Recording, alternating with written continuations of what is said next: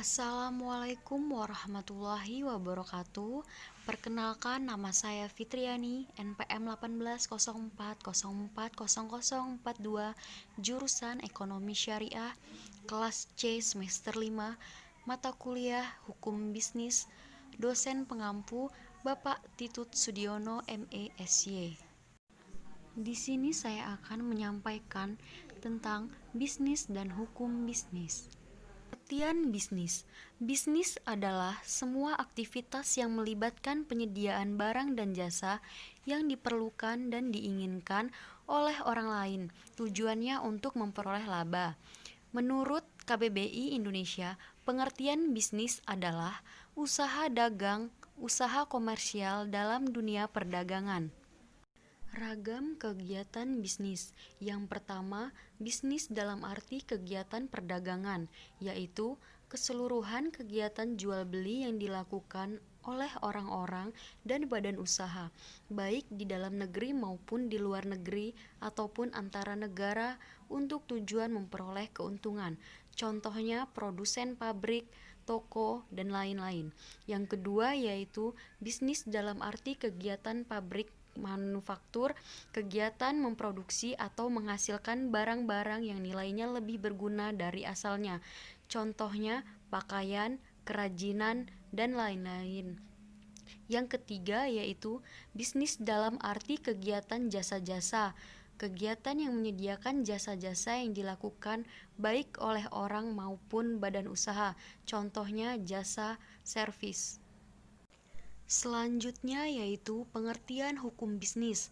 Munir Fuadi mengatakan bahwa hukum bisnis adalah suatu perangkat kaidah hukum yang mengatur tentang tata cara pelaksanaan urusan atau kegiatan dagang, industri, atau keuangan yang dihubungkan dengan produksi atau pertukaran barang dan jasa dengan menempatkan uang dari para entrepreneur dalam risiko tertentu, dengan usaha tertentu, dengan motif untuk mendapatkan keuntungan. Sedangkan menurut Dr. Johannes Ibrahim SH, MHum, hukum bisnis adalah seperangkat kaidah-kaidah hukum yang diadakan untuk mengatur serta menyelesaikan persoalan-persoalan yang timbul dalam aktivitas antar manusia, khususnya dalam bidang perdagangan. Selanjutnya yaitu ruang lingkup hukum bisnis. Yang pertama, kontrak bisnis. Yang kedua, bentuk-bentuk badan usaha, PT, CV, dan firma. Yang ketiga, perusahaan go publik dan pasar modal. Yang keempat, jual beli perusahaan. Yang kelima, penanaman modal investasi. Yang keenam, kepailitan dan likuidasi. Yang ketujuh, manajer konsolidasi dan akuisisi. Yang kedelapan, perkreditan dan pembiayaan. Yang kesembilan, jaminan hutang. Yang sepuluh, surat-surat berharga dan lain-lain. Fungsi hukum bisnis. Yang pertama, sebagai sumber informasi yang berguna bagi praktisi bisnis. Yang kedua, untuk memahami hak-hak dan kewajibannya dalam praktik bisnis.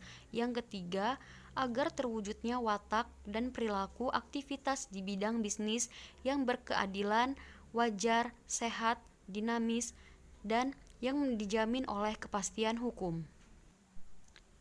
Sumber hukum bisnis meliputi yang pertama, hukum perdata, yang kedua, hukum dagang, yang ketiga, hukum publik, yang keempat, peraturan perundang-undangan di luar KUH Perdata, KUH Pidana, dan KUH Dagang. Tujuan hukum bisnis. Yang pertama, menjamin berfungsinya keamanan mekanisme pasar secara efisien dan lancar. Yang kedua, melindungi berbagai suatu jenis usaha, khususnya untuk jenis usaha kecil menengah atau disebut dengan UKM. Yang ketiga, membantu memperbaiki sistem keuangan dan perbankan. Yang keempat, memberikan perlindungan terhadap suatu pelaku ekonomi atau pelaku bisnis. Yang kelima, mewujudkan bisnis yang aman dan adil untuk semua pelaku bisnis. Sekian yang dapat saya sampaikan. Saya akhiri. Wabillahi taufiq wal hidayah. Wassalamualaikum warahmatullahi wabarakatuh.